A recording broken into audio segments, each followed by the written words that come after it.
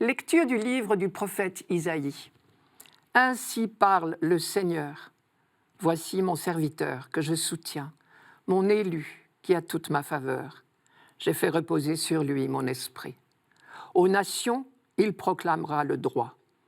Il ne criera pas, il ne haussera pas le ton, il ne fera pas entendre sa voix au dehors.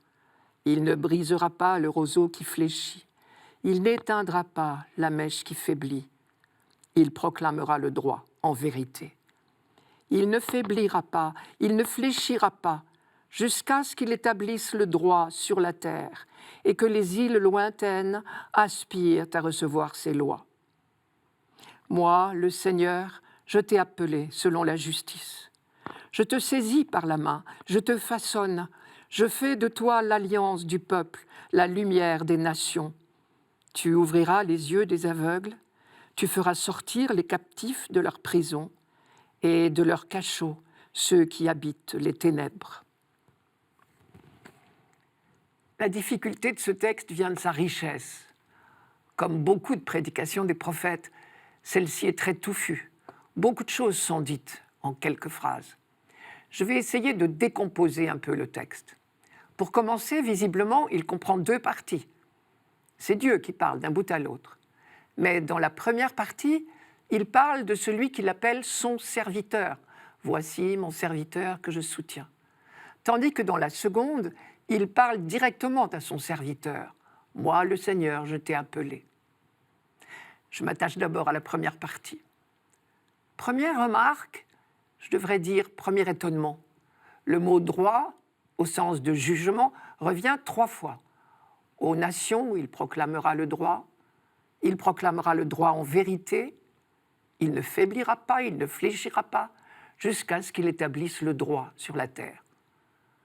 Or, c'est peut-être là que nous allons avoir des surprises, car ce jugement, curieusement, ne ressemble pas à un verdict. Pourtant, spontanément, pour nous, le mot jugement est souvent évocateur de condamnation, surtout quand il s'agit du jugement de Dieu.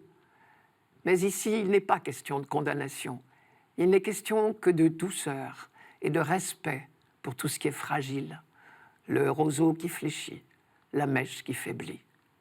Il ne criera pas, il ne haussera pas le ton, il ne fera pas entendre sa voix au dehors, il ne brisera pas le roseau qui fléchit, il n'éteindra pas la mèche qui faiblit. Autre caractéristique de ce jugement, il concerne toute l'humanité. Tout le développement sur le jugement dans ce texte est encadré par 2 affirmations concernant les nations, c'est-à-dire l'humanité tout entière. Voici la première. Aux nations, il proclamera le droit. Et la deuxième, il ne faiblira pas, il ne fléchira pas, jusqu'à ce que les îles lointaines, c'est l'équivalent des nations, aspirent à recevoir ses lois. On ne peut pas mieux dire que la volonté de Dieu est une volonté de salut, de libération, et qu'elle concerne toute l'humanité. Il attend avec impatience que les îles lointaines aspirent à recevoir ses lois, c'est-à-dire son salut. Tout cela veut dire qu'à l'époque où ce texte a été écrit, on avait compris 2 choses. Premièrement, que le jugement de Dieu n'est pas un verdict de condamnation, mais une parole de salut, de libération. Dieu est ce juge dont nous n'avons rien à craindre, comme le dit la liturgie des funérailles. Deuxièmement, que la volonté de salut de Dieu concerne toute l'humanité. Enfin, dernier point très important, dans le cadre de cette mission, le serviteur est assuré du soutien de Dieu. Voici mon serviteur que je soutiens. J'ai fait reposer sur lui mon esprit. La deuxième partie du texte reprend ces mêmes thèmes. C'est Dieu lui-même qui explique à son serviteur la mission qu'il lui confie. Tu ouvriras les yeux des aveugles, tu feras sortir les captifs de leur prison et de leurs cachots ceux qui habitent les ténèbres.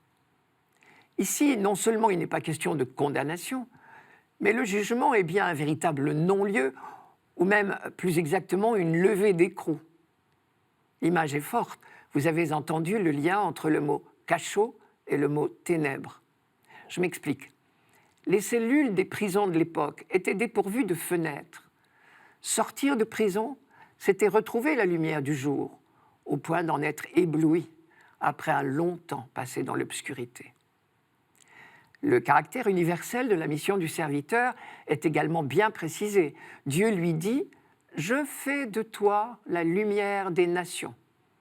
Et enfin, le soutien de Dieu est également rappelé. « Moi, le Seigneur, je t'ai appelé, je te saisis par la main ». Évidemment, une question se pose tout de suite. De qui parle Isaïe? Une telle description d'un serviteur de Dieu, investi d'une mission de salut pour son peuple et pour toute l'humanité, et sur qui repose l'Esprit de Dieu? C'était exactement la définition du Messie qu'on attendait en Israël. C'est lui qui devait instaurer le règne de Dieu sur la terre et apporter à tous le bonheur et la liberté. Mais qui est ce serviteur anonyme investi d'une telle mission?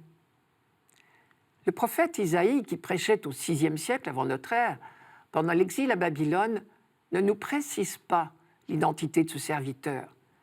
Sans doute cela était-il trop évident pour avoir besoin d'être dit.